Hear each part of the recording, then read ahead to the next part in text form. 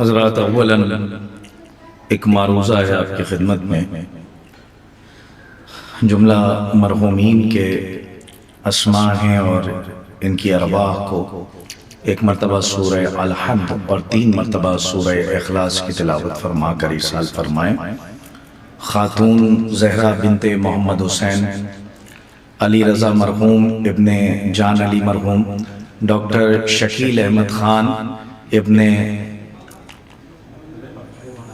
قائم علی خان، بلقیس فاطمہ بنت حسن عباس، نسیم حیدر ابن علی حسن، والدین علی منظر خان، ماسٹر قیصر عباس خان ابن بند حسن، والدین بند حسن، والدین ماسٹر قیصر عباس خان، والدین الحاج گوہر عباس خان، والدین عابدہ خاتون شہناز فاطمہ بنت قائم علی خان، قدر جہاں بنت قمر عباس خان، ظفر عباس خان ابن الحاج نظر عباس خان، الحاج نظر عباس خان کربلائی، ظفر الحسن خان ابن جرار حسین، نجم الحسن خان مرحوم، والدین نجم الحسن خان، والدین کمال حسن خان مرحوم، کمال حسن ابن بند حسن مرحوم، ظفر عباس خان ابن الحاج نظر عباس مرحوم،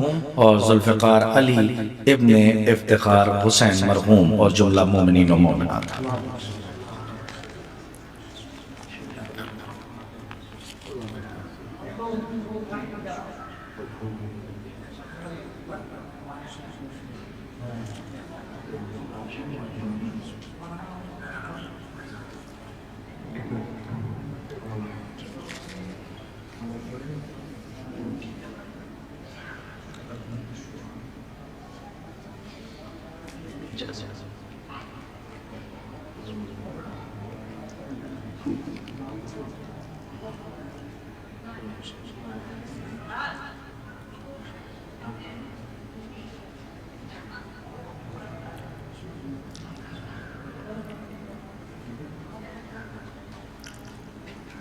لا حول ولا قوة الا باللہ العلی العظیم.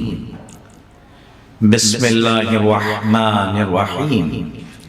الحمد للہ الذی جعلنا من المتمسکین بولایت المرتضویہ، والحمد للہ الواحد الاحد الفرد الصمد الذی لم یلد ولم یولد ولم یکن له کفوا احد.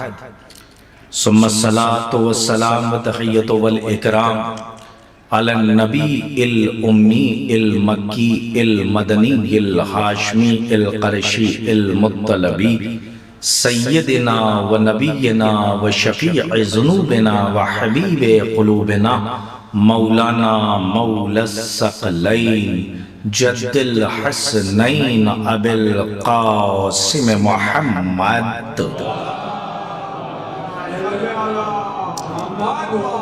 وعلى أهل بيته الطيبين الطاهرين المعصومين المظلومين المنتجبين المنتخبين الذين ذهب الله عنهم الرجس أهل البيت ويطهرهم تطهيرا.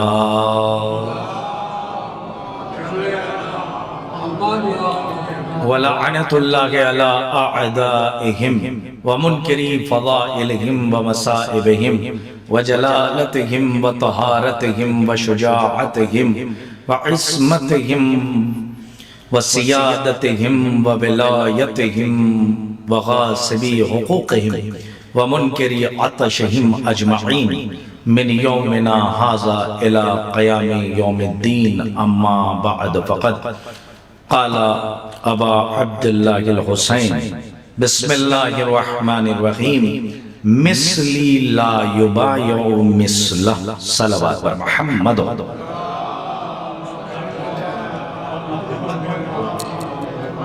حضرات گزارش ہے آپ کی خدمت میں کہ تعجیل سرکار قائم آل محمد علیہ السلام کے لیے بآواز بلند نعرہ صلوات ارشاد فرمائیں.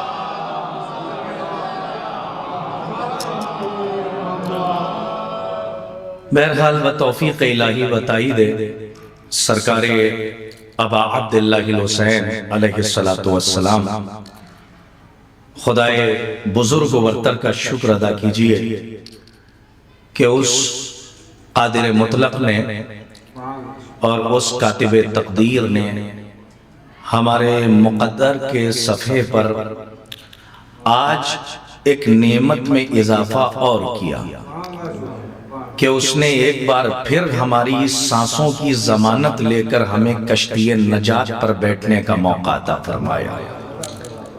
اور یہ کرم ہے اسی پروردگار عالم کا کہ جس نے بغیر مانگے ہمیں ساری نعمتیں عطا کی. ہم نے آنکھیں مانگی نہیں لیکن اس نے دی. ہم نے چہرہ مانگا نہیں لیکن اس نے دیا. ہم نے ہاتھ مانگے نہیں لیکن اس نے عطا کیے. اس کا مطلب یہ ہے کہ اس واجب الوجود نے ہمارا وجود ہمیں بغیر مانگے عطا کیا. اس لیے کہ کائنات کا کوئی حکیم ہو، کوئی طبیب ہو، کوئی ڈاکٹر ہو، وہ جتنا پڑھ لے اور علم کی ثریا تک پہنچ جائے تو اس کی حیثیت بس اتنی ہے کہ ایک سانس وہ ہمیں خرید کے نہیں دے سکتا. لیکن اس پروردگار عالم نے ہم پر یہ کرم کیا ہے کہ ہم آج پھر 28 رجب المرجب کے سلسلے سے سفر امام حسین علیہ السلام صلوات پڑھیں محمد و عالم کی مناسبت سے فضائل اور مصائب کے سلسلے سے رزق معرفت کے حصول کی غرض سے ہم مصلی عشق پر نماز عشق کی نیت کر کے بیٹھ گئے. اب یہ پروردگار عالم ہے کہ جو بڑا کریم ہے، وہ غفار ہے، وہ غفور ہے، وہ رحیم ہے، وہ رحمان ہے. بس دعا یہی ہے کہ اللہ ہماری عبادتوں کو شرف قبولیت عطا فرمائے. اور جتنی دیر ہم آپ سے مخاطب رہیں، اور آپ تو جانتے ہیں کہ اس طالب علم علیہ السلام رحمت اللہ، اس طالب علم کندہ ناتراش کا ایک طبیعت کا میلان اس طرف ہے کہ میں نفس مضمون پر بات کرنے کا عادی ہوں کہ بات جہاں سے شروع ہو رہی ہے بات وہیں پر ختم ہو جائے. یعنی بات خلط مبحث نہ ہونے پائے، گتھی الجھنے نہ پائے. اس لیے کہ منبر الجھانے کی جگہ نہیں ہے، گتھی الجھی ہوئی سلجھانے کی جگہ ہے. تو ہماری کوشش یہ رہے گی کہ آج چونکہ سفر امام حسین علیہ السلام ہے اور 28 رجب ہے. دیکھیے تاریخ کا اگر آپ جائزہ لیں اور اتہاس کو پڑھیں اور ہسٹری آف اسلام کی اسٹڈی کریں تو آپ کو یہ باقاعدہ، دیکھیے بصارت سے پڑھنا یہ الگ مسئلہ ہے، لیکن بصیرت کی بھیک مانگ کے تاریخ کو پڑھنا یہ توفیق الہی ہے. میں ایک جملہ ہمیشہ کہتا ہوں، دیکھیے رنوں میں مجھے اپنی خطابت سے زیادہ آپ کی سماعت پر اتنا یقین ہوتا ہے کہ میں یہ نہیں کہتا کہ آپ ادھر آ جائیے یا ادھر بیٹھ جائیے. جہاں بیٹھے ہیں وہیں سے آپ حق ادا کرتے ہیں اور آپ بول رہے ہیں. میں اس لیے یہ کہہ رہا ہوں کہ بصارت سے پڑھنے والے تو کائنات میں بہت ہیں، لیکن اللہ سے توفیق بصیرت مانگیے کیونکہ تاریخ سیاہی سے لکھی گئی ہے. جب تک معرفت کی زبان سے چاٹیے گا نہیں ولایت کا سورج نظر نہیں آئے گا. یہ تاریخ کا کلیہ ہے جو میں نے آپ کی خدمت میں عرض کیا ہے. ورنہ ہمارے مورخین، ہمارے راویان ایسے ہی ہیں. میں بہت بڑی بات کہہ رہا ہوں کہ جیسے دال میں نمک، یہ تو ہماری مجبوری ہے کہ ہم مثال دے رہے ہیں، لیکن جتنی تاریخ آئی ہے وہ سب ادھر سے آئی ہے. اور یہ بھی کہہ دینا چاہتا ہوں اصل میں ہمارے جو برادران ہیں، ہم سن و کم سن بھائی، سب کی ذمہ داری ہے کہ وہ منبر پہ آتے ہیں، خطاب کرتے ہیں، ذکر کرتے ہیں. دیکھیے دو باتیں عالم دین تشریف فرما ہے، صرف صرف یہ پتا رکھنا، صرف اس کی خبر رکھنا کہ ممبر سے کیا پڑھنا ہے، یہ کمال نہیں ہے. کمال یہ ہے کہ آپ کو یہ بھی پتا ہو کہ کیا نہیں پڑھنا. نہیں، میری بات واضح نہیں ہو سکی. جو ایک صلوات پڑھیے محمد و آل محمد. یہ مقدمہ ہے جو میں آپ کی خدمت میں عرض کر رہا ہوں، چونکہ میں مولا کے زبان سے صادر ہوئے طاہر اور مطہر الفاظ کے خیمے تک چلا جاؤں، اور جب میں وہاں پر بیٹھوں تو آپ اطمینان سے بیٹھیں اور ہم نفس مطمئنہ کے علاقے کی سیر کرائیں. اب چونکہ آج 28 رجب ہے اور تاریخ یہ کہتی ہے کہ 28 رجب کو امام حسین علیہ السلام نے مدینہ چھوڑا، لیکن کج فہمی کی بنیاد پر یا کج نظری کی بنیاد پر یا کج علمی کی بنیاد پر یا کج مطالعہ کی بنیاد پر یا تسامح ہو جائے، ہو سکتا ہے آمدن نہ ہو سہون ہو جائے، تو لوگ یہ کہہ دیتے ہیں کہ یزید نے امام حسین کو مدینہ چھوڑنے پر مجبور کر دیا. یزید کی کیا اوقات جو حسین سے مدینہ چھڑوا دے. یہ یاد رکھیے گا، امام اپنی مرضی کا مالک ہوتا ہے. امام کسی کی مجبوری کے تحت کام نہیں کرتا، اور جو مجبور ہو جائے وہ ولایت کا حقدار نہیں ہوتا. ولایت کا مطلب ہے کہ اس کے پاس یعنی ولایت تشریع اور ولایت تکوینی کا مالک ہوتا ہے، ولایت مطلقہ. اب آج کا موضوع سن لیجئے تاکہ آپ کے ذہن میں خاکہ رہے. 28 رجب کو چلے ہیں حسین، اور جانا کہاں ہے؟ کربلا. اللہ اکبر. مصائب کی فضا ہے اور اس میں شراب حب اہل بیت کا جو نشہ ہے اسے حل کر کے فضائل کے خیمہ آپ تک پہنچانا ہے. میں کوشش کرتا ہوں کہ کچھ نکات کی طرف اشارہ کروں، اور شاید کہ کوئی نئی بات یہ طالب علم پڑھ کے چلا جائے تو دعا دیجئے گا. 28 رجب کو مدینے سے چلے کہاں کے لیے؟ کربلا. یاد رکھنا میرے نوجوانوں، اور میں اپنے بزرگوں سے دست ادب جوڑ کے کہہ رہا ہوں، حسین نے کربلا میں یزید کو نہیں ہرایا.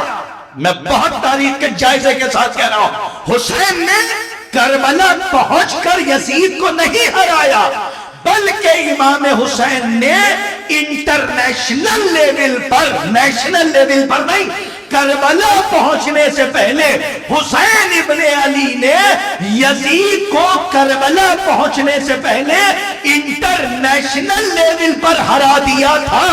اور یاد رکھیے گا، ہرایا تھا کربلا سے پہلے، اور کربلا پہنچ کر رزلٹ دیا ہے.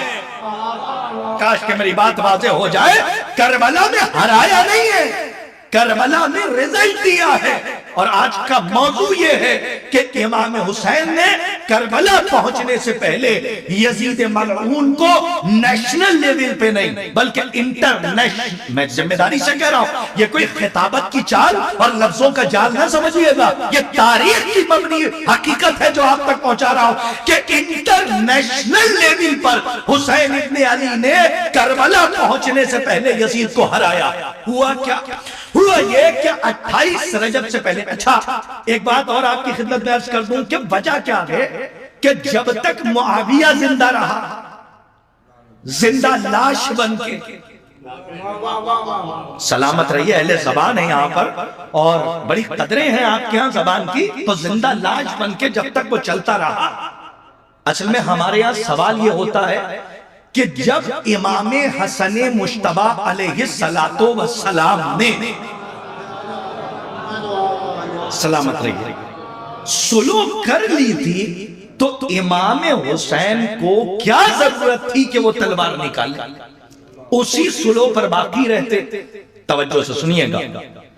دیکھیں یہ نظریے بالکل غلط ہیں. پہلا نظریہ کہ جو لوگ کہتے ہیں کہ ایک بھائی شہزادہ امن ہے، میں 28 رجب پڑھ رہا ہوں، ایک بھائی شہزادہ امن ہے اور دوسرا بھائی نعوذ باللہ شہزادہ جنگ ہے. غلط، نعوذ باللہ. یاد رکھے گا، دو جملوں میں سمجھا رہا ہوں کہ جنگ حسین کیا ہے اور صلح حسن کیا ہے. یاد رکھیے گا، آپ قدر کرتے ہیں اس لیے سر کر رہا ہوں، ورنہ میں یہاں سے آگے بڑھ جاتا۔ صلح حسن باطل کے لیے جنگ ہے، اور جنگ حسین انسانیت کے لیے امن ہے۔ نہیں، سلامت رہیے آپ، مولا آپ کو آباد رکھیں۔ یہیں سے ذرا سا ہماری سواری آگے بڑھ رہی ہے کہ صلح حسن باطل کے لیے جنگ ہے، اور جنگ حسین انسانیت کے لیے امن ہے۔ نہ بڑے بھائی کا مزاج چھوٹے بھائی سے الگ ہے، نہ چھوٹے بھائی کا مزاج بڑے بھائی سے الگ ہے۔ اگر الگ ہوتا تو جب نبوت کے دوش پہ دونوں بھائی بیٹھے تھے اور محمد نے، رسالت نے دونوں کے ہاتھوں میں زلفیں دے دی تھی، تو اگر دونوں کا مزاج الگ ہوتا تو چھوٹا چاہتا کہ رسالت داہنے جائے اور بڑا چاہتا کہ رسالت بائیں جائے، لیکن رسالت کا ایک ہی راستے پر چلنا اس بات کی دلیل ہے، جو حسین چاہتے ہیں وہ حسن چاہتے ہیں، اور جو حسن چاہتے ہیں وہ حسین چاہتے ہیں۔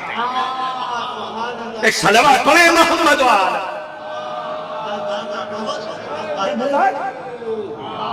ان کے نام الگ ہیں لیکن ان کی ذات ایک ہے۔ کیا سوال ہے؟ سوال کیا ہے؟ سوال یہ ہے کہ اگر چھوٹے بھائی بڑے بھائی نے صلح کر لی تھی تو پھر 28 رجب کو حسین نے کیوں مدینہ چھوڑا؟ اور اس لیے کہ وہ جائیں اور کربلا میں یزید جیسے ملعون کا خاتمہ کریں اور دین اسلام کو بچائیں۔ اور کس لیے نکل رہے ہیں؟ کہ نانا کی امت کی اصلاح کے لیے۔ اور اس میں بھی ایک جملہ تھا کہ میں فساد پھیلانے کے لیے نہیں جا رہا، بلکہ کیا کہا کہ میں امن کے لیے جا رہا، میں سکون کے لیے جا رہا۔ لیکن مجھے وہ نہیں پڑھنا ہے جو اب تک سنتے آئے ہیں۔ کوشش ہے کہ اس میں سے ایک نقطہ آپ کے حوالے کروں۔ جب تک فقیر شام سانسیں لے کر زمین پہ چلتا رہا، سوال ہے حسین نے تب مدینہ کیوں نہیں چھوڑا؟ دیکھیں ایک سوال قائم کر رہا ہوں، رنگوں ہے اور مجھے کچھ کہنے کی ضرورت نہیں ہے، علماء کی بستی ہے، مبصر بیٹھے ہوئے ہیں ہمارے سامنے، تو بہت غور سے سنیے گا۔ جب تک معاویہ رہا تب تک حسین نے مدینہ کیوں نہیں چھوڑا؟ لیکن تاریخ کہتی ہے کہ جب شام سے خط آیا، وہی والی بات کہ سب کچھ نہیں پڑھا جاتا، ہاں کچھ منحوس اور جھوٹی روایتوں کا جنازہ بھی آج ہی نکالنا ہے کہ جو ہمارے ممبروں سے پتہ نہیں کیسے بچوں تک پہنچ گئی۔ بات دیکھیے، عبری تبری نے تو بہت کچھ لکھا، علماء بیٹھے، لیکن ضروری نہیں ہے کہ جو عبری تبری نے لکھ دیا وہ سب ممبر سے پڑھ دیجئے۔ یہ تو دیکھیے کہ کون سی روایت علی کے دسترخوان کی اور کون سی بنو امیہ کے دسترخوان، یہ دیکھنا بہت ضروری ہے۔ معاویہ جب تک رہا تب تک میرے سرکار حسین نے ارادہ نہیں کیا کہ ہم مدینہ چھوڑیں، لیکن جب وہاں سے خط آیا، اور چونکہ امبیسڈر آیا تھا، امبیسڈر کو ٹھکرانے کا مطلب جانتے ہیں؟ پوری حکومت کو ٹھکرانا۔ سفیر کو ٹھکرانے کا مطلب ہے پوری حکومت کو ٹھکرانا۔ جو قاصد آیا تھا وہ امبیسڈر تھا، وہ سفیر تھا۔ وہ جب خط لے کر آیا، میں حوالہ دے دوں سب سے پہلے تاکہ تذبذب نہ رہے منزل یقین میں، 4 جلدوں میں کتابیں لکھی گئی ہیں، میں سن کے پڑھنے والوں سے کتابیں ہیں 4، من المدینہ الی المدینہ، 4 والیومز میں ہیں، 4 جلدوں میں۔ اور یہ جو میں پڑھ رہا ہوں یہ آپ کو آگے کی روایتیں جو میں آپ کی خدمت درج کروں گا وہ شاید پہلی، دوسری اور تیسری، یہ تینوں جلدیں اٹھا کے دیکھیے گا، اس میں علماء نے باقاعدہ ان روایتوں کو، معتبر روایتوں کو جمع کیا ہے۔ جب خط آیا تو تاریخ کہتی ہے امام حسین نے یزید کی طرف سے آنے والے قاصد کو زیادہ اہمیت نہیں دی۔ آپ سوچ رہے ہوں گے اہمیت نہیں دی، کیوں نہیں دی؟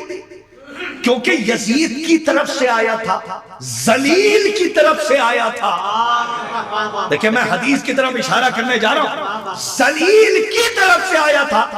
امام کا ایک ایک عمل باطل کے منصوبوں کو مٹی میں ملا دیتا ہے، اور امام حکیم امت ہوتا ہے، نہ بغیر حکمت کے کام کرتا ہے، نہ بغیر حکمت کے کلام کرتا ہے، نہ بغیر حکمت کے تحریر کرتا ہے۔ امام کے ایک ایک عمل میں حکمت ہوتی ہے، کیونکہ یہ حکیم امت ہوتا ہے۔ تو آپ مجھے بتائیے، جو قاصد آیا، غور سے سنیے گا، جو قاصد آیا تو اسے اہمیت نہیں دی، بلکہ کیا کہا؟ خط کھولا، پڑھا، اور اس کے بعد کہا کہ جاؤ بعد میں بات ہوگی۔ کوئی، ارے آپ سوچئے، وہ حسین کا دروازہ جہاں حر جیسا قطرہ آئے تو 3 سمندر استقبال کو بڑھ جائے۔ آئے کاش کہ میری بات واضح ہو، جہاں حر جیسا قطرہ آئے وہاں 3 سمندر استقبال، میں موضوع پر بات کر رہا ہوں، استقبال کو بڑھ جائے۔ تو اس دروازے پر ذلیل کی طرف سے جب قاصد آیا، ذلیل، تو حسین نے اہمیت نہیں دی اور روا روی میں دیکھ کے کہا ٹھیک ہے جاؤ بعد میں بات ہوگی۔ جانتے ہیں ایسا کیوں کیا؟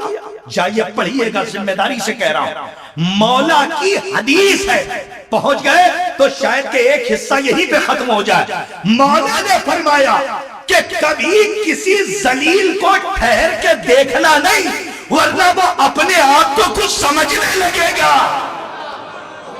آج کے مولا کی حدیث پہنچ جائے، صلوات پڑھیں محمد اچھا، شاید کہ اسی حدیث کا خلاصہ ہے، وہ آپ نے سنا ہوگا کہ جب کمینے عروج پاتے ہیں اپنی اوقات، کتنے کمظرف ہیں یہ غبارے، چند سانسوں میں پھول جاتے ہیں۔ تو اسی لیے اکثر جگہوں پر امام نے فرمایا کہ انسان کو بس اتنی ہی عزت دو جتنے کا مستحق ہے، اگر اس سے زیادہ دو گے تو وہ اپنے قدموں تلے تمہیں کچلنے کی کوشش کرے گا۔ تو جتنا مستحق ہے، یہ جو جی حضوری میں کمر الف سے نون ہو جاتی ہے، اور جہاں جھکنا نہیں چاہیے وہاں بھی انسان جھک رہا ہے، اور جہاں واقعی جھکنا چاہیے کاش کے بات وہاں اکڑ کے کھڑا ہے، زندگی میں مردہ بن گیا۔ اب مجھے بتائیے، امام نے، میں موضوع پر ہوں، امام نے، قاسم اختر بھائی بہت شکریہ، وقت پہ آ گئے اور ہمارے بڑے بھائی ہیں۔ دیکھیے قاصد کا خط پڑھا اور کیا سنائے آپ نے، اس میں 2 جملے تھے۔ پہلا، معاویہ کے مرنے کی یعنی ہلاک ہونے کی خبر۔ دوسرا جملہ، مطالبہ بیعت۔ توجہ، 2 ہی مفہوم ہیں اس خط کے جو وہاں سے آیا ہے یزید کی طرف سے۔ ایک تو اس کے مرنے کی خبر، بہت غور سے سنیے، اور دوسری کیا ہے، میں مدینہ چھوڑنے سے پہلے کی ساری باتیں پڑھ رہا ہوں تاکہ مقدمہ پہنچ جائے کہ حسین نے مدینہ کیوں چھوڑا۔ اور یہ بھی میں نے کہا کہ کیا پڑھنا ہے یہ کمال نہیں، کیا نہیں پڑھنا ہے یہ بھی ذہن میں رہے، اور جو پڑھنا ہے وہ دیکھ داکھ کے پڑھنا ہے۔ کہیں دشمنوں نے غلط تو نہیں لکھ دیا ہے، کہیں دشمنوں نے علی کی دشمنی میں تو نہیں لکھ دیا۔ ہوا کیا کہ جیسے ہی خط پڑھا، میں دعائیں چاہتا ہوں، تو اس کے مرنے کی خبر تھی، اور وہی ایک مطالبہ تھا، مطالبہ بیعت۔ تو امام کی زبان سے نکلا کلمہ استرجاع، یہی پہ اٹینشن رہیے گا، یہی پہ تھوڑی سی غلطی ہوئی ہے جو ہمارے نوجوان آ کے ہم سے کہتے ہیں اس کے مرنے پر امام نے انا للہ، نہیں، غلط، بالکل غلط۔ میں قرآن سے بھی ثابت کروں گا اور حدیث سے بھی، اور سارے حوالے آپ کے سامنے رکھوں گا۔ امام نے زبان سے کہا انا للہ و انا الیہ راجعون۔ تبری کی آنکھیں دیکھ رہی تھیں اور کان سن رہے تھے، تو اس کو کیا پتا کہ امام کا کلام کلام کا امام ہوتا ہے، اسے کیا خبر کہ حکمت حسین کیا ہے۔ اس میں اگر صرف مرنے کی خبر ہوتی تو ہم یہ سمجھ لیتے کہ اس کے مرنے پہ پڑا، لیکن اس میں دوسری خبر یہ تھی، مطالبہ بیعت، اور یہ لکھا تھا کہ اب یزید تخت پر بیٹھ گیا اور اب اسے خلیفہ چنا گیا۔ تو امام نے کیا کہا، انا للہ و انا الیہ، دیکھیں غور سے سنیے گا، لے جا رہا ہوں، پہلے حوالے سنیے۔ امام نے کیا کہا؟ انا للہ و انا الیہ راجعون۔ جب تبری کی آنکھوں نے دیکھا اور تبری کے کان میں سنا تو ٹوٹے ہوئے قلم سے شکستہ ضمیر نے تحریر کیا کہ فلاں کے مرنے پر امام نے انا للہ پڑھا، کلمہ استرجاع پڑھا۔ ٹھہریے گا، ٹھیک ہے ہم مانیں گے نہیں، لیکن تم کہہ رہے ہو تو تھوڑی دیر سن لیتے ہیں کہ اس کے ہی مرنے پر امام نے کلمہ استرجاع پڑھا۔ اب شاید میں پہنچا لے جاؤں، علماء بیٹھے، خطبہ بیٹھے، پہلے تو یہ بتاؤ کہ کلمہ استرجاع پڑھا کب جاتا ہے؟ میں قرآن سے بات کر رہا ہوں، قرآن کی آیت اٹھائیے۔ قرآن نے کہیں پہ نہیں کہا کہ کسی بھی میت کو دیکھو تو کہو اِنَّا لِلَّهِ وَإِنَّا إِلَيْهِ رَاجِعُونَ، نہیں، قرآن نے بس ایک کلیہ دیا، جب مصیبت کی خبر سنو۔ رنوں کے محترم صاحبان، علماء کی بستی ہے، میں بہت احترام سے آگے بڑھا ہوں، توجہ سے سنیے۔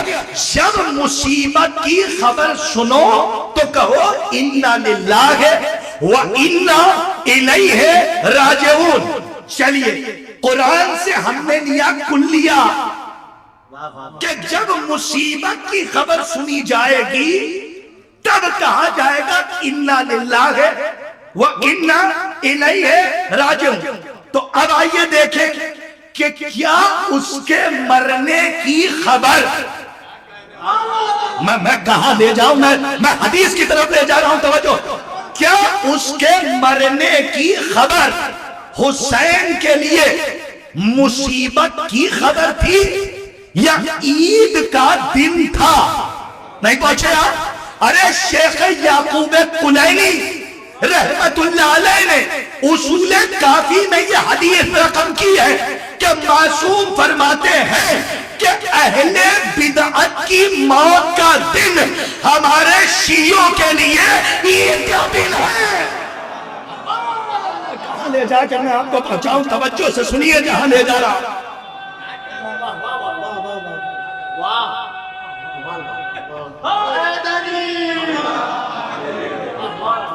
اللہم صلی اللہ۔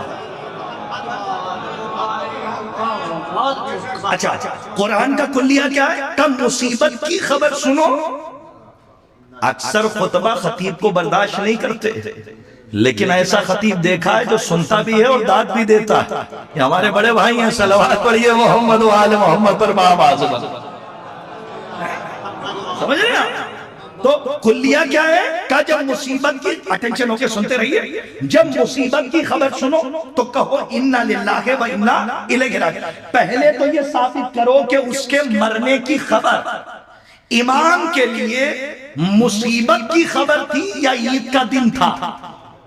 تو قول معصوم اور فعل معصوم میں تضاد نہیں ہو سکتا۔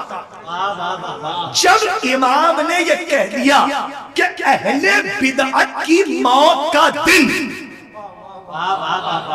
ہمارے مومنین کے لیے عید کا دن ہے، اچھا ٹھہر کے ایک اور وضاحت کر جاؤں۔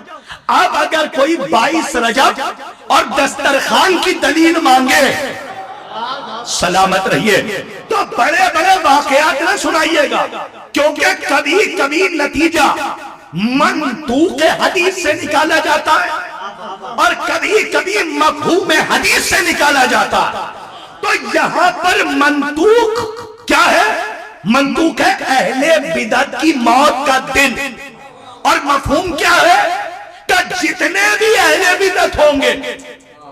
تو بھائی ایک بات بتائیے، جب امام نے کہہ دیا کہ اہل بدعت کی موت کا دن شیعوں کے لیے عید کا دن ہے، تو جو مرا تھا شام میں وہ تھا اہل بدعت کا امام۔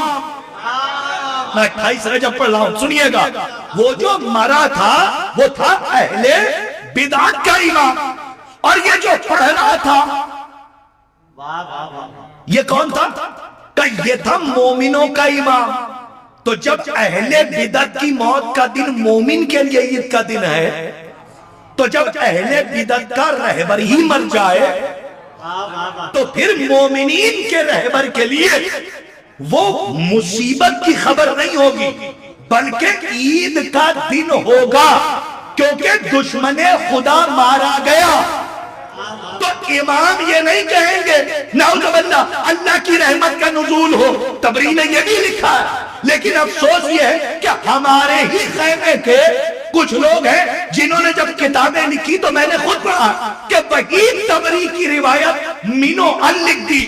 میرے سرکار وہ تدوینی دور کا مسئلہ تھا، چلیے تبری نے لکھ دیا، آپ کو تو اللہ نے عقل دی تھی، اللہ نے علم دیا تھا، کم سے کم اس روایت کا پوسٹ مارٹم ہی کر دیتے، پتہ چلتا۔ تو امام نے پڑھا کلمہ استرجاع، لیکن اس کے مرنے پہ نہیں، یہ تو ثابت ہے کہ پڑھا اور کہا اِنَّا لِلَّهِ وَإِنَّا إِلَيْهِ رَاجِعُونَ۔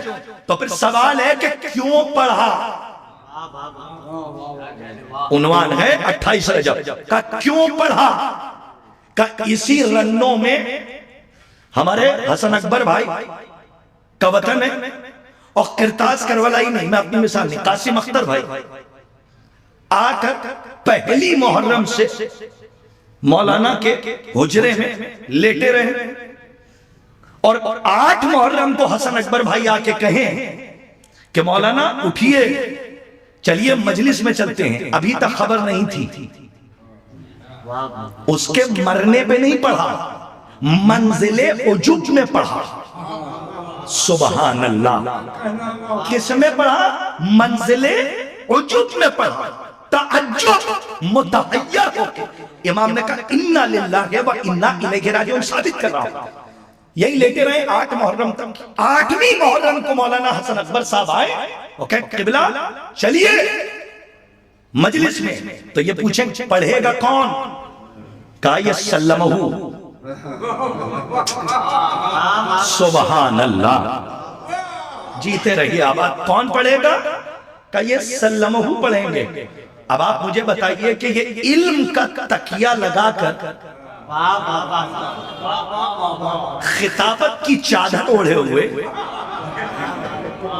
فصاحت و بلاغت کی کھٹیا پر پڑے ہوئے ہیں، چارپائی ہے اس پہ بیٹھے ہوئے، لیٹے ہوئے، 8 محرم کو مولانا آ کے کہہ رہے ہیں چلیے مجلس، اور اس کے بعد کہہ رہے ہیں پڑھے گا کون؟ کا سلمہ۔ مجھے بتائیے کہ جب مولانا آئے اور بیٹھے، جب یہ سلمہ منبر پہ آئے تو علامہ نے پہلے اپنی خطابت پہ نظر ڈالی، پھر سلمہ کے وجود کو دیکھا، اور پھر مجمع کو دیکھا، پھر محلے کو دیکھا، اور اس کے بعد کہا اِنَّا لِلَّهِ، ارے سلامت رہیے آپ، آباد رہیے، میں کیسے ثابت کروں؟ اِنَّا لِلَّهِ وَإِنَّا إِلَيْهِ رَاجِعُونَ۔ کیوں کہا؟ کیونکہ ایک عالم پر اس سے بڑی مصیبت کیا ہوگی کہ وہ بستی میں علم کا تکیہ لگا کے سو رہا ہو، اور وہاں محلے والے ایک سلمہ کو منبر پر بٹھا کر مجلس سن رہے ہو، تو یہ تھی مصیبت کی گھڑی۔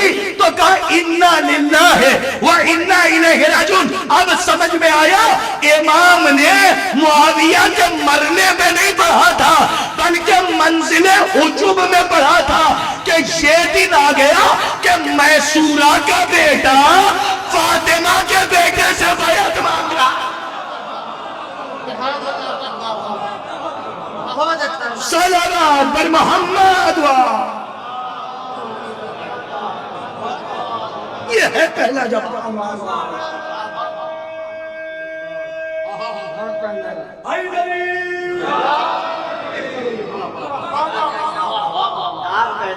میسورہ کا بیٹا فاطمہ کے بیٹے سے بیعت مانگ رہا ہے۔ سبحان اللہ۔ ہوا کیا؟ دوسرا جواب دوں گا، ہوا یہ کہ خط پڑھا، وہ دن آیا، یقین مانیہ بھی بتا دوں گا تو لوگ کہیں گے بے قاف رے الف تو، شاید ان کی بھی ذات سے یہ صفت ہے، کہہ دیں گے، تو میں کہنا نہیں چاہتا۔ ورنہ اگر تاریخ نچوڑیے تو اس میں وقت بھی ہے کہ امام کس وقت نکلے. جی لکھا ہے وقت چاشت تھا. اب اس کے بعد آپ دیکھ لیے وقت چاشت کیا ہوتا ہے، ناشتے کا وقت. امام نکلے ایسے ہی نہیں نکلے. میری طبیعت کہہ رہی ہے کہ رنوں میں ابھی تک یہ جملہ میں نے پڑھا نہیں ہے، لیکن صاحب میں پڑھ دوں. 28 رجب ہے، موقع نہیں ملے گا، حیات نے وفا کی تو ملاقات کبھی ہوگی. حسین آئے اکیلے نہیں نکلے، مطالبہ تھا حسین سے، اکیلے نہیں نکلے. آئے بنو ہاشم کے شیروں کو تیار کیا. جیسے ہی بنو ہاشم کے شیروں تک خبر پہنچی، اللہ اکبر، عباس نے سر پہ خول رکھا، کمر میں تلوار کو حمایل کیا، ترکش کو کاندھے پہ رکھا، جوشین کو بازو پر باندھا. سبحان اللہ. اہل زبان کے لیے جملے. اب ایک جملہ میرے جسم کے خیمے میں روح کروٹ لے کے اس وقت مدینے کی طرف ہے اور نجف کے شہنشاہ کے تصور کے ساتھ میں یہ جملہ روانہ کر رہا ہوں. یقین مانیے حسن اکبر بھائی، تاریخ پڑھنے کے بعد ایسا لگتا ہے کہ حسین کے ساتھ ساتھ سارے شیر دربار کی طرف روانہ ہو رہے تھے اور جا رہے تھے. ایسا لگ رہا تھا کہ جیسے بنو ہاشم کی آرمی کسی ملک کو فتح کرنے جا رہی. یہ مدینے کا منظر تھا اور سارے شیر حسین کے ساتھ ساتھ، اللہ کے شیر اسد اللہ کے ساتھ ساتھ حسین کے سارے شیر. جب وہاں پہنچے تو ہوا کیا؟ سب نہیں پڑھنا ہے، ابھی تو بہت کچھ سننا ہے نا آپ کو. سب مسائل میں سنتے ہیں، ذرا فضائل میں سن لیجئے. دربار میں آئے، سارا واقعہ جیسے ہی دیکھا. اچھا جو چھٹی پر تھا میں اس کی بھی بات نہیں کروں گا. ہاں، اور جو وہاں مکھن لگانے والے تھے ہمارے گاؤں کی زبان میں ہیں، ایک چائے پر بک جانے والے تھے. ارے جہاں تک پہنچ جائے بات ہے، ایک چائے پر بک جانے والے وہ بھی تھے. ارے ٹھیک ہے، کر دو یہ کر دو وہ کر دو. ساری کیا تھا خواب بنو امیہ کا؟ یزید نے کہہ دیا تھا کہ مدینے سے حسین جانے نہ پائیں، حسین سے بیعت وہی لے لینا، وہی بیعت لے لینا. بس یہی سے دوسرا جواب. سنے ہمارے اہل سنت برادران اور ہمارے تمام مسلمان بھائی اور جو غیر مسلم ہے وہ بھی سنیں کہ جو علم کو دوست رکھتے ہیں اور کہتے ہیں جب صلح ہو گئی تھی تو حسین نے تلوار کیوں کھینچی. میں بتا رہا ہوں کیوں کھینچی، جا کے اسٹڈی کرنا، اور اگر بات سچی ہو تو دعا میں یاد رکھنا. ایک ہوتی ہے شرط، پورے مجمع کی توجہ چاہتا، اور ایک ہے مشروط. کیا ہے؟ ایک ہے شرط اور ایک ہے مشروط. اور قانون یہ ہے کہ فاتل شرط فاتل مشروط، کہ اگر شرط مر جائے تو مشروط کو مارنے کی ضرورت نہیں ہے. سبحان اللہ، میں پہنچا لے جاؤں. مشروط کو مارنے کی ضرورت نہیں ہے، مشروط خود بخود مر جاتا ہے. کم مثال کے طور پہ میں نے اس بچے سے کہا، یہ بچہ بیٹھا، میں نے اس سے کہا بیٹے میں 20 روپے انعام میں دوں گا اگر تم روضہ امام حسین کی چوکھٹ چوم کر آ جاؤ جو سامنے. اب یہ بچہ جائے اور پورے جونپور نہیں امبیڈکر نگر چلا جائے، ہاں بنارس چلا جائے اور ہر عزا خانے کی چوکھٹ چوم کر آ جائے. میں آپ سے پوچھوں گا بھائی، آپ بڑے بھائی ہیں، مجھے بتائیے، لیکن یہ والی نہ چومے، عزا خانے پورے ہندوستان کے چوم لیں. میں کیسے میں اپنے بچوں تک پہنچانا چاہ رہا ہوں. دیکھیے امام حسین نے فقیر شام کی زندگی میں کیوں نہیں مدینہ چھوڑا، کیوں کربلا کے لیے نہیں نکلے، اس کے مرنے کے بعد ہی کیوں نکلے. سنو حکمت امام کیا. اور تمہارے سوال کا جواب بھی اسی میں ہے کہ جب صلح کر لی تھی تو پھر سنو، یہ تبرہ ایکشن نہیں ہے، ری ایکشن ہے. اور یہاں پہ بھی پہل نہیں ہوتی، یہاں دفاع کیا جاتا ہے. تو امام حسین اس کی زندگی میں نہیں نکلے، اس کے مرنے کے بعد امام نے مدینہ چھوڑا. مجھے بتائیے پورے ہندوستان کے عزاخانے چوم لے اور یہاں آئے اور کہ مولانا 20 روپے، تو کیا یہ حقدار ہے؟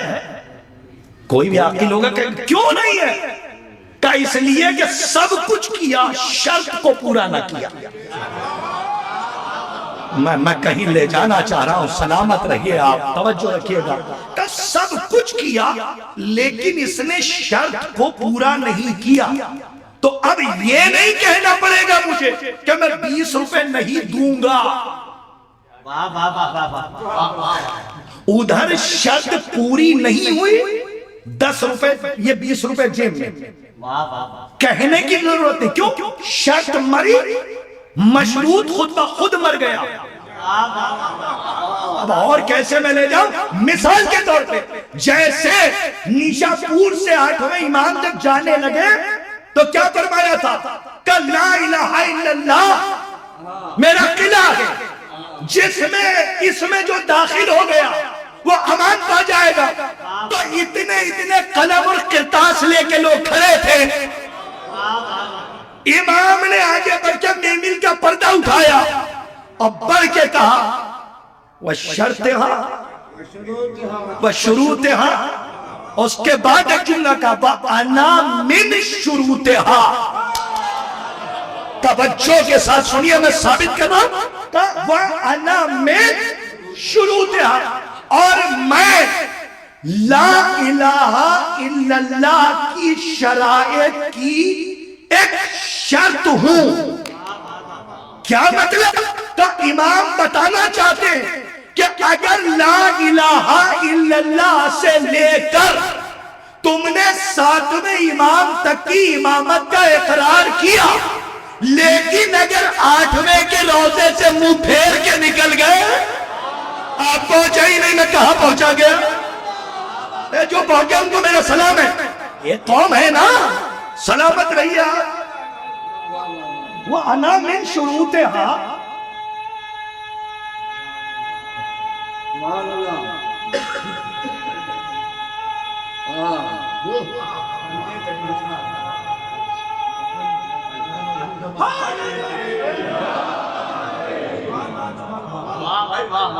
تم نے اللہ کو مانا، تم نے محمد کو مانا، تم نے علی کو مانا، تم نے حسن کو مانا، تم نے حسین کو مانا، تم نے چوتھے کو مانا، تم نے 5ویں کو مانا، تم نے امام ششم کو مانا، تم نے امام ہفتم کو مانا، لیکن اگر ہشتم پر آ کر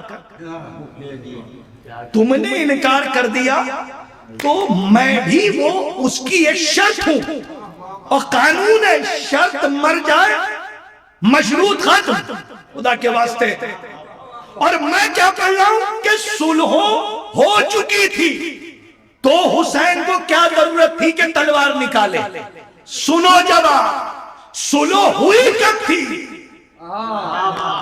کہ جب معاویہ زندہ تھا اور امام حسن نے صلح کی تھی تو شرطیں کیا لگائی تھی؟ پہلی شرط، اب 28 رجب میں یہ نہ پڑھا تو میں نے کیا پڑھا؟ کیا شرط لگائی؟ کہ سن فقیر شاہ، اب علی کے اوپر، میرے بابا کے اوپر جو سب و شتم ہو رہا ہے، جو مغلظات پکے جا رہے ہیں، اب کسی ممبر سے میرے بابا کو برا نہیں کہا جائے گا۔ سنیے، ٹھیک؟ دوسری شرط کہ جہاں جہاں بھی علی والے ان پر ظلم نہیں ہوگا۔ حسن اکبر بھائی، یہ ساری شرطیں اپنی جگہ، لیکن امام حسن نے ایک سب سے بڑی شرط صلح نامے میں لکھی کہ سن امیر شاہ، اب اپنے بات تو اپنی جگہ پر، میں کاش کے پہنچانے میں کامیاب ہو جاؤں کہ حسین نے مدینہ کیوں چھوڑا ہے۔ توجہ، اس کا تعلق صلح سے ہے، یاد رکھیے گا، اور یہی جواب دیجئے گا اگر کوئی آ کے آپ سے سوال کرے کہ جب بڑے بھائی نے صلح کر لی تھی تو حسین نے مدینہ کیوں چھوڑا، تو کہیے گا اس کی زندگی میں نہیں چھوڑا، جب وہ مرا ہے تب چھوڑا ہے۔ کا حکمت کیا ہے؟ کا سلو نامے میں حسن نے شرط لگائی تھی کہ تجھے حق نہیں ہے کہ اپنے بعد تو اپنی جگہ پر کسی کو بٹھا کر جا، اور شرط اور مشروط کا قانون ہے کہ شرط ختم ہو جائے تو مشروط ختم ہو جاتا ہے۔ اب سمجھے آپ کہ حسین نے معاویہ کی زندگی میں تلوار نہیں نکالی ہے اور ارادہ نہیں کیا، جیسے ہی مرنے کی خبر سنی حسین نے کربلا کا ارادہ کیا۔ کیونکہ حسن نے کہہ دیا تھا اے معاویہ اگر شرط میں باقی رہے گا تو کبھی جنگ نہیں ہوگی، لیکن اگر تو نے شرط توڑی اور تیری جگہ پر کوئی اور تخت خلافت پر آیا تو یاد رکھنا سلو ختم، جنگ شروع۔ سلامت رہیے آپ، صلوات پڑھیے محمد و آل محمد۔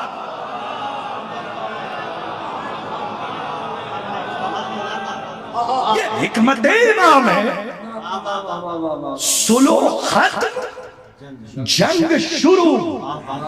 اب سمجھے آپ کہ یہ کربلا میں قاسم نہیں لے جا رہے حسین، کربلا میں حسین حسن کو لے جا رہے ہیں۔ سبحان اللہ، کیا قیمت عطا کی، آباد رہیے۔ اور یہ جو دو تحریریں ہیں امام حسن کی زندگی میں، دو، ایک ہے صلح نامہ اور دوسری تحریر ہے تعویذ بازوئے قاسم، کہ جسے لوگ مصائب کی نظر کر دیتے ہیں، لیکن یہ فضائل کا وہ گوشہ ہے کہ جسے اگر نہ کھولا جائے اور گتھی کو نہ الجھایا جائے، نہ جانے کتنے سوال اسی تعویذ میں بندھے ہوئے ہیں۔ میرے سرکار یہ کیا ہے؟ کہ شرط لگائی تھی کہ اے فقیر شام اب اپنے بعد اپنی جگہ پر کسی کو بٹھا کر نہیں جانا۔ جس دن شرط ٹوٹی اس دن صلح ختم، جنگ شروع۔ اب سمجھے یہ قاسم کے بازو پر تعویذ نہیں ہے، بلکہ ایک باپ کا بیٹے کے نام ایتھارٹی لیٹر ہے۔ کاش کے بات واضح ہو جو میں کہنا چاہ رہا ہوں۔ سلامت رہیے آپ، کیا قیمت آپ نے عطا کی ہے، جیتے رہیے۔ کہ یہ تعویذ نہیں ہے، یہ ایک باپ کا بیٹے کے نام ایتھارٹی لیٹر ہے، اجازت نامہ ہے، جو حسن نے اپنی زندگی میں ہی اپنے وارث اپنے بیٹے کے بازو پر باندھا۔ اسی لیے باندھا کہ قاسم یاد رکھنا جس دن وہ شرط توڑے اور اس کا وارث یزید تخت خلافت پر آئے، اس دن میرے بیٹے پر واجب ہے تلوار نکال کے میدان۔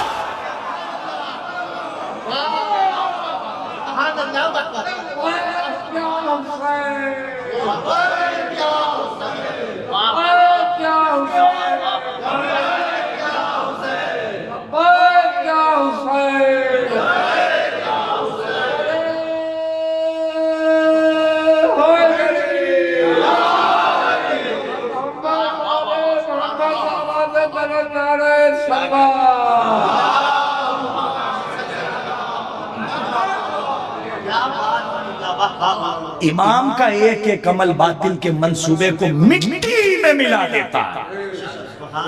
کمثلی لا یبایع مثلہ۔ سبحان اللہ، اس میں بھی کیا حکمت ہے۔ یہ تو کئی لوگوں نے اپنی خطابت کے نقطے کے لیے، معاف کیجئے گا، نقطے کے لیے کہہ دیا کہ سوال ہوا تھا ذاتی تو امام نے جواب دیا صفاتی، لیکن کلام الامام امام الکلام۔ سلامت رہیے، امام کا کلام کلام کا امام ہوتا ہے، ٹھیک ہے، سلامت رہیے۔ وہ جو یزید کا خط آیا تھا تو اس خط کا جواب بھی 28 رجب پہ ہی ہوں مدینے میں، سلامت رہیے، تو خط کا جواب امام حسین نے خط سے دیا۔ لیکن حسن بھائی مولانا عجیب روایت ہے، لکھا ہے جب حسین نے خط لکھا یزید کے نام تو لکھا ہے لم یلقب بلقبہ ولا یسلم علیہ. کاش کہ میں پہنچا لے. حکمت امام کو سمجھئے کہ اس کا ایک ایک عمل باطل کے منصوبے کو مٹی میں ملا دیتا ہے. لکھا ہے کہ جب حسین نے یزید ابن معاویہ ابن ابو سفیان کو خط لکھا تو حسین نے کوئی لقب نہیں لکھا. جیسے لوگ کہتے ہیں نا علامہ مولانا مفتی صاحب حضوری میں, نہیں بالکل کلیئر بات ہے, کیونکہ امامت کا قلم چل رہا اور امامت کا قلم حجت بنے گا. تاریخ کہتی ہے نہ کوئی لقب لکھا ولا یسلم علیہ, اور اس پر سلام بھی نہیں لکھا, یعنی سلامتی کی جو دعا. اچھا سنیے, وہ امام جو پیغام دے رہا ہو بغیر سلام کے کلام نہ کر رہا. ارے کاش کہ میں پہنچا لے جاؤں اسی فکرے تک. جو امام کہہ رہا ہو کہ کلام سے پہلے سلام کرنا, کتنی تعجب کی بات ہے کہ جب یزید کو خط لکھ رہا ہے امام. بھئی آپ تو ماشاءاللہ دو دھاری تلوار رکھتے, ایک طرف تولے کی دھار ہے تو دوسری طرف تبرے کی ہے. ہاں, اور جیسے وہ ہے نا حدیث کہ ہر عمل قبول ہوگا ولایت علی کی وجہ سے. حدیث اخبار ہے کہ ہر عمل قبول ہوگا ولایت کے سبب, اور اللہ ولایت کو قبول نہیں کرے گا جب تک کہ آل محمد کے دشمنوں پر لعنتیں نہ کی جائیں. یہ حدیث اخبار امام رضا علیہ السلام کا مفہوم میں نے پہنچایا. ہوا کیا کہ اب سنیے کا کوئی لقب نہیں, مجلس تمام کر رہا ہوں, گھبرائیے گا نہیں کہ آگے بڑھ جائے. کوئی لقب نہیں, کوئی سلام نہیں. آپ اگر کسی کو سلام نہ کریں تو آپ بدتمیز کہلائیں, سلامت رہیے. اور اگر کوئی سلام کا جواب نہ دے تو وہ گناہگار کہلائے گا. اب یہیں سے پہچانو کہ امت کیا ہے اور امام کیا ہے. میں سمجھا رہا ہوں اپنے نوجوانوں تک تاکہ دل میں اتر جائے بات. کوئی سامنے کی بات ہے بالکل. اگر ہمارے مولانا کہہ دیں کہ کرتاز صاحب اچھے ہیں تو ضروری نہیں ہے کہ میں مروں تو اچھا ہی مروں. سبحان اللہ. اور قاسم اختر بھائی کہتے ہیں کہ کرتاز صاحب برے ہیں تو ضروری نہیں کہ میں مروں تو برا مروں. کیوں؟ کیونکہ ان کی نظروں کے سامنے میرا ماضی ہے اور پریزنٹ ہے, ماضی ہے اور حال ہے. ان کو نہیں پتا کہ میرے مستقبل میں کیا ہونے والا ہے. لیکن اگر قرآن میں سورہ تبت یدا نازل ہو جائے, سبحان اللہ, میں امامت کی ڈیفینیشن تک پہنچا رہا ہوں. قرآن میں سورہ تبت یدا نازل ہو جائے تو اس کے بعد اللہ ابو لہب کو عمر نوح بھی دے دے, یہاں تک کہ ابلیس کی عمر عطا کر دے, تو 1 کروڑ مفتی مل کے اسے رحمت اللہ رضی اللہ نہیں بنا سکتے. ذمہ داری سے ساتھ کہہ رہا ہوں. کیوں؟ کیونکہ اس کا کہا حجت ہے, دروازہ بند ہے. اب یہ جو امام ہے یہ اس کی حجت ہے اور اس کا کہا ہوا حجت ہے. تو کیا ارے کاش کہ میں بی بی کی شہادت سے 28 رجب کو ملانے میں کامیاب ہو جاؤں.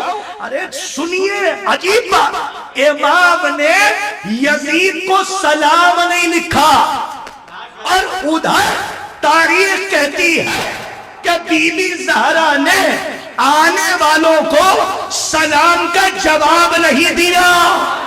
ارے سنیے, میں معصوم کے عمل تک پہنچا رہا ہوں آپ کو. کاش کے بات باجو سنیے اب اس کے آگے کی بات کہ امام نے ادھر یزید کو سلام نہیں کیا اور ادھر فاطمہ نے سلام کا جواب نہیں دیا.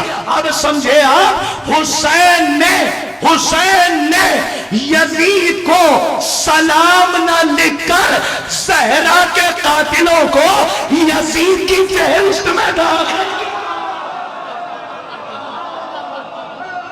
یہ ہے حکمت امام. کڑی سے کڑی کو ملائیے.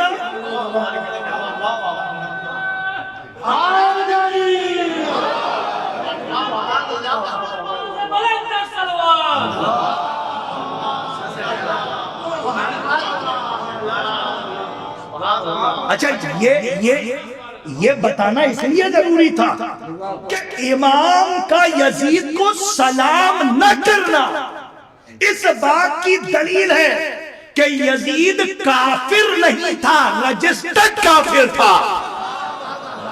ارے کاش کہ اس رجسٹرڈ کافر کی ندرت پہ آپ بولے ہوتے نوجوان۔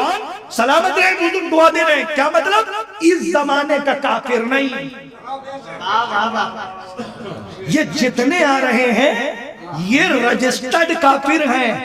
یہ مجھے بتانا اس لیے ضروری تھا تاکہ میں مثلی اور لا یبایعو مثلا تک پہنچا سکوں۔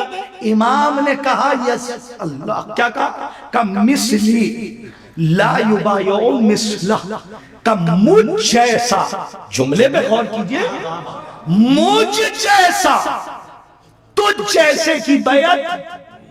تو کیا پڑھا لوگوں نے؟ وہ بھی غلط نہیں پڑھا، صحیح پڑھا کہ سوال ہوا تھا ذاتی اور امام نے بنا دیا صفاتی۔ ٹھیک ہے، اب آپ نے صفاتی کہہ کر اس قطار میں خود کو بھی داخل کرا اور کہا چلیے وہ صفت ہمارے اندر بھی آ گئی کہ اگر ہم کسی دور کے یزید کا انکار کریں تو ہم بھی۔ ارے پہلے غور تو کیجئے، ہاں ارے غلام حسین ہیں آپ۔ امام سنیے میں تینوں تک امام الکلام، کلام الامام، امام نے کہا مثلی مجھ جیسا۔ تو اب ڈھونڈو کہ حسین جیسے ہیں کتنے۔ امام کلام مجاز میں نہیں کرتا، مطلق بات کرتا ہے۔ جیسے قرآن مطلق بات کرتا ہے وہ تو ہے، اس کے مجاز کی بھی معنی ہے اور مطلق بھی ہے، لیکن پہلے مطلق پر بات ہوگی بعد میں مجاز پر ہوگی۔ تو مطلق کیا ہے؟ کہ مثلی، اپنی طرف اشارہ کیا۔ تو سنو کہ حسین جیسے کون؟ سنیے محمد حسین جیسے۔ میں کہاں آپ کو لے جاؤں؟ علی حسین جیسے۔ میں امام کے اس کلام کے مطلب تک پہنچا لے جاؤں، طالب علم کی کوشش ہے۔ حسن حسین جیسے، علی حسین جیسے، ذات سیدہ ذات حسین جیسی، بڑی محتاط لفظ استعمال کی، سجاد حسین جیسے۔ اور کیا کہہ رہے ہیں دربار میں مولا؟ کہ مثلی لا یبایعو مثلا، کہ مجھ جیسا تجھ جیسے کی بیعت نہیں کر سکتا۔ کہ سن محمد مجھ جیسے تھے، جو محمد کے مقابلے پر آیا تھا وہ تجھ جیسا تھا۔ ارے امام کے کلام کا مطلب سمجھیے صاحب، جہاں تک لے جا رہا توجہ، امام نے کہاں تک پہنچایا؟ پرانے کافروں کو بھی چھوڑا نہیں امام نے، اس ایک جملے کی رسل نے قید کر لیا۔ امام نے کہا محمد مجھ جیسے، محمد کے مقابلے پہ آنے والا تجھ جیسا، علی مجھ جیسے، علی کے مقابلے پہ آنے والا تجھ جیسا، حسن مجھ جیسے، حسن کے مقابلے پر آنے والا۔ ارے چھپاتے کیوں ہو؟ امام کا یہ جملہ بتا رہا ہے کہ امام نے مثلی لا یبایعو مثلا کہہ کر قاتل زہرا کے 3 پتلوں کو بھی یزید ہی کے قطار میں لا کے کھڑا کیا۔ صلوات محمد علیہ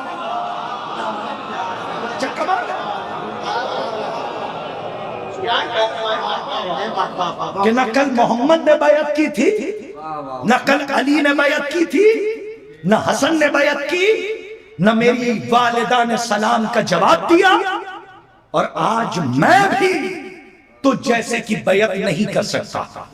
اور سن یزید، مجھ جیسا میرے بعد میرا سید سجاد، تیری ارے افسوس ہے، ٹھیک ہے ہمارے ترک سے نہیں آئی ہے لیکن ہے تو کمال کی نا، مثلی لا یبایعو مثلا۔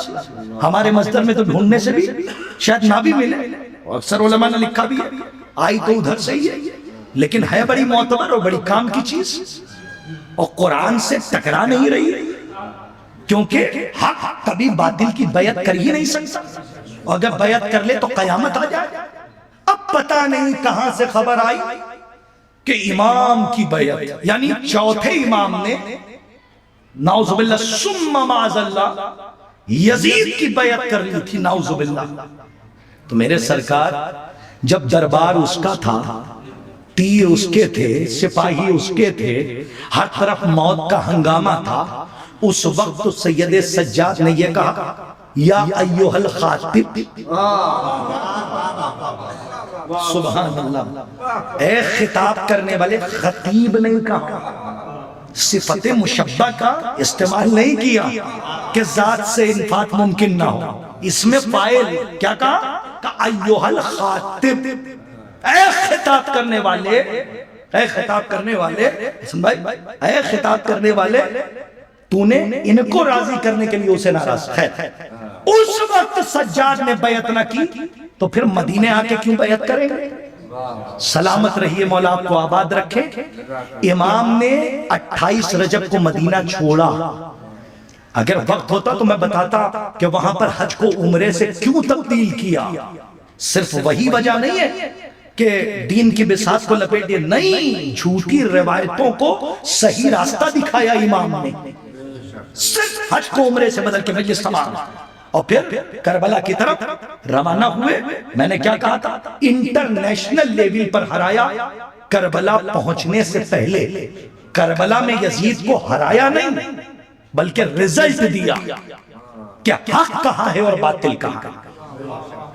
یاد کریے، نئی نئی شادی ہوئی ہے، سبحان اللہ، نئی نئی شادی، جناب ہانیہ، آپ کو سب پتہ ہے بھئی کیا ہے، مذہب ان کا ابھی عیسائی ہے، تو عیسائیت کا تعلق نیشنل سے ہے یا انٹرنیشنل سے؟ 5 منٹ ہے نا میرے پاس مسائل کے، انٹرنیشنل سے ہے۔ تو اب دیکھا کیا دیکھا، سارا واقعہ کسے قید کر کے لے جا، نہیں کسی، کون ہو تم؟ کہا خلیفۃ المسلمین، نعوذ باللہ، خدا لعنت کرے، اس کے سپاہی ہیں۔ کہا اچھا، کہا کون خلیفہ؟ کہا یزید۔ سبحان اللہ، کیا جملہ کہا؟ کہا وہی یزید جو میسورہ کا بیٹا ہے۔ صاحب یہ بہت بڑا کمنٹ تھا، اور جیسے کا قید کسے کر کے لے جا رہا ہے؟ کہا حسین کو۔ اب سنیے دوسرا جملہ، کہا وہی حسین کہ جو فاطمہ کا بیٹا ہے۔ یہ جملہ تھا، انٹرنیشنل لیول پہ رہا ہے، کہا فاطمہ کا بیٹا ہے۔ اور اس کے بعد ایک جملہ جو تاریخ میں رقم ہے، کہ جسے تم خلیفۃ المسلمین کہہ رہے ہو، اسے ہم اپنے بچوں کو سمجھانے کے لیے چرچ میں جھاڑو مارنے کے لیے بھی نہ رکھیں۔ جی یہ میں کیوں کہہ رہا ہوں؟ تاکہ ترجمہ بچوں تک پہنچے، جارود کشی کے لیے ہم وہاں نہ رکھیں تم جسے خلیفۃ المسلمین کہتے ہیں۔ 28 رجب کو امام نے مدینہ چھوڑ، کیا غربت امام ہے، ذرا آپ غور کریں۔ 28 رجب کو حسین مدینے سے جا رہا ہے۔ عزیزان گرامی، ہماری جانیں قربان ہو جائیں اس حسین ابن علی پر کہ جس نے اپنا وطن چھوڑ کر کائنات کے ہر وطن کو آباد کر دیا۔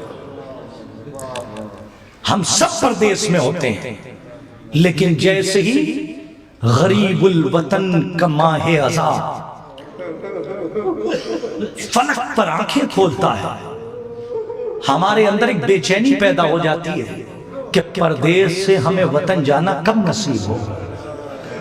میں کافی دن تک یہی سوچتا رہا کہ پروردگار پتہ نہیں کیا بات ہے کہ گھر میں شادی ہو، گھر میں کتنا بھی بڑا کوئی بھی فنکشن یا پروگرام ہو، ہمارا دل اتنا نہیں تڑپتا، لیکن کیا از غیب ہے عزاداروں کے اندر خون میں یہ کیفیت کہ جیسے جیسے محرم کا مہینہ قریب آتا جاتا ہے اور جیسے ہی فلک پہ چاند نکل آتا ہے، اور اگر کوئی عزادار پردیس میں ہے اور وہ چھٹی نہیں ملی اور وہ اپنے وطن نہ آ پایا، وہاں مصروف رہا، تو ایک ایک دن اس کا ایک ایک سال کے برابر ہوتا ہے۔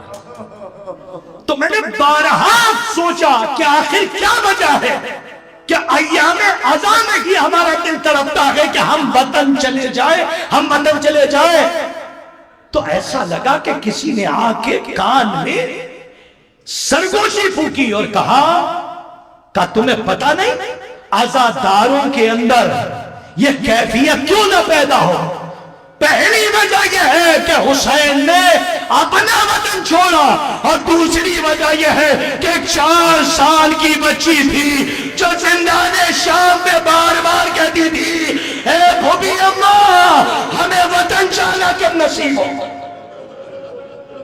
جزاکم اللہ خیر، خدا کوئی غم نہ دے سوائے ہمیں مظلوم کربلا۔ مجھے کربلا تک کے مصائب نہیں پڑھنے، مجھے 28 رجب پڑھنی۔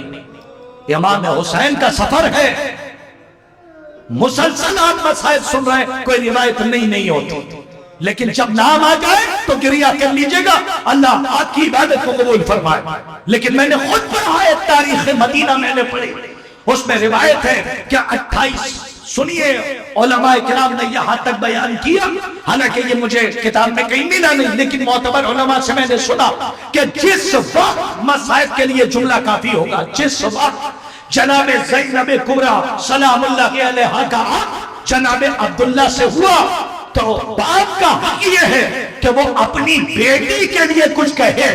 تو جب نکاح ہو گیا، عقد ہو گیا، تو تاریخ کہتی ہے کہ مولا نے جناب عبداللہ کو بلایا، اور محسوس کیجئے گا، گھر تک روئیے گا، عبداللہ کو بلایا اور بلا کے کہا، عبداللہ یہ میری بیٹی زینب ہے کہ جس کا ناز آسمان والے اٹھاتے ہیں، یہ میری بیٹی زینب ہے، میں نے اسے بڑے نازوں سے پالا۔ عبداللہ نے ہاتھوں کو جوڑ دیا، کہا آقا حکم کریں۔ کہا نہیں عبداللہ میری کوئی فرمائش نہیں ہے، تم جیسے رکھو گے میری بیٹی ویسے زندگی گزارے گی، کبھی شکایت نہ کرے گی۔ لیکن علماء فرماتے ہیں کہ ایک جملہ میں نے عالم سے سنا کہ مولا نے فرمایا، عبداللہ لیکن جب وہ دن آئے میرا حسین مدینے سے جانے لگے، تو عبداللہ اس بہن کو اپنے بھائیا کے ساتھ جانے سے روکنا نہیں۔ جزاکم اللہ خیر الجزا۔ آپ کی آوازیں بلند ہیں، آپ کی مائیں بہنیں سلامت رہے، بہنیں سن رہی ہیں، آپ کے بھائی سلامت رہے، بھائی بیٹھے آپ کی بہنیں سلامت رہے، آپ کی بیٹیاں سلامت رہے۔ ارباب عزا آ گئی 28 رجب، اور تاریخ کہتی ہے کہ یہاں تک ہمارے بزرگوں نے نقل کیا، وہ میں آپ تک پہنچا رہا ہوں کہ جب وقت آیا، جیسے جیسے وقت آتا تھا، جناب زینب کا دل گھبراتا تھا کہ عبداللہ کو میں کیا جواب دوں گی، لیکن جناب عبداللہ محب اہل بیت، جناب عبداللہ کا جملہ سنیے، مبصر ہے۔ جناب عبداللہ کیا دیکھا؟ علیل ہیں۔ جناب عبداللہ نے دیکھا کہ صبح ہوئی، شہزادی خاک پر بیٹھی ہوئی ہے۔ مرتبہ جب یہ منظر دیکھا ہاتھوں کو جوڑ کر آ گئے، آگے کہا شہزادی آقا زادی سب سے پہلے اس خاک سے اٹھی ہے اور کسی بلند جگہ پر جا کر بیٹھی ہے۔ اللہ جانے کس دل سے یہ جملہ کہا ہوگا۔ عبداللہ نے کہا ایسا نہ ہو کہ بنو ہاشم کے شیر اس عالم میں آپ کو دیکھ لے۔ عبداللہ کیا جواب دے کہ میں دو جملے مسائد کے مجلس تمام ہے، جتنا رونا چاہتے ہیں رو لیجئے گا۔ پر اتنا کہا شہزادی بلند جگہ میں پوچھوں گا کہ اے عبداللہ آپ نے یہ کیوں کہا کہ خاک سے اٹھیے اور بلند جگہ پر جا کر بیٹھیے؟ عجب نہیں کہ آواز آئے کہ میں نے اس لیے کہا تاکہ شہزادی کو کوئی اس عالم میں نہ دیکھنے پائے۔ اور ایک جملہ کہا، کہتے ہیں آقا زادی کیا بات ہے، بہت کیا بات ہے، بڑی غمزدہ نظر آ رہی ہے، بڑی خاموش ہے۔ ایک مرتبہ بیوی نے کہا عبداللہ سے کہے میرے والی و وارث میرا بھائیا مدینے سے جا رہا ہے، تو ایک مرتبہ ہاتھوں کو جوڑ کے عبداللہ نے کہا آقازادی ہم نے آپ کو روکا کہا ہے، آپ چاہیے، اور میرے مولا نے بھی مجھ سے کہا تھا کہ اس بہن کو بھیا کے ساتھ جانے سے نہ روکنا، لیکن میری ایک گزارش ہے آپ کی خدمت میں، اگر یہی آپ سمجھ گئے تو میں گھر جا کے روئیے گا۔ کہا کیا گزارش ہے اے میرے والی و وارث؟ کہا بس گزارش یہ ہے کہ آپ اکیلے گھر سے نہ جائیں، میں چاہتا ہوں کہ بنو ہاشم کے شیر خود آئیں اور آپ کو لے کر جائیں۔ بھئی یہ خبر جیسے ہی حسین تک پہنچی، بنو ہاشم کے شیر زینب کو لینے آ گئے۔ ایک مرتبہ عبداللہ نے ہاتھوں کو جوڑ کے کہا اے آقا زادو سوال نہ کریں گے کہ عبداللہ نے بلایا کیوں؟ میری کیا مجال جو میں آپ کو دروازے تک بلاؤں، میں آپ کے دروازے تک آتا ہوں۔ کیوں بلایا؟ کبھی اس لیے بلایا ہے تاکہ جب شیروں کے حصار میں علی کی بیٹی جائے تو مدینے والے دیکھیں کہ زینب جب مدینے سے جا رہی ہے تو کتنی امیر ہے، اور جب لوٹ کر واپس آئے گی تو یہ زینب کتنی غریب۔